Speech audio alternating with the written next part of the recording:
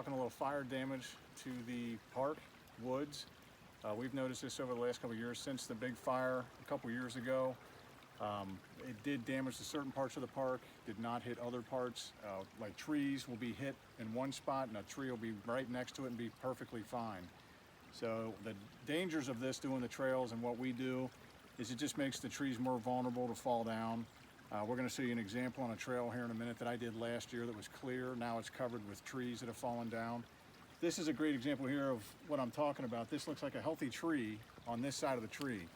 As you come around and look at the other side, it's hollowed out by where it got burnt by the flames and the fire, and which makes it weak to where it can fall down and harm someone. So it's definitely something to watch out for when you do trails. You should be watching for fallen debris anytime in a healthy forest.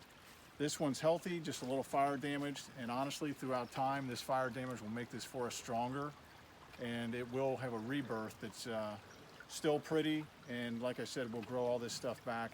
It's kind of the course that nature runs in the woods and forests is fires, fire damage, and the replacement of that. So good example of what looks like a healthy tree, but been burned by the fire and now is probably a little bit of a danger for us humans. Is that good enough?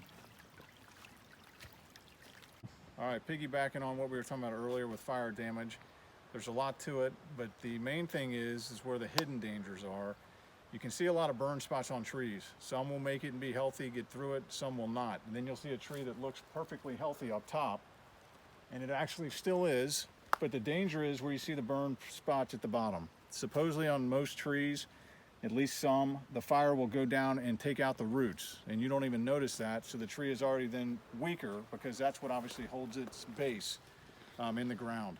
So that's something else that you want to look for, or never assume that the tree is just that healthy to where it won't tip over or fall over. We just had an example too we'll have an exercise video in the woods that Kenny will perform for the most part. And we had a pull-up tree, we thought, and as he'll scroll over and look at it, it fell down as he pulled on it because it was that weak. Almost died. No, it didn't almost die, but definitely a hazard. It had already been dead, but it definitely was dangerous to do pull-ups on. All right, just another part of the fire damage here with Mountain Warriors.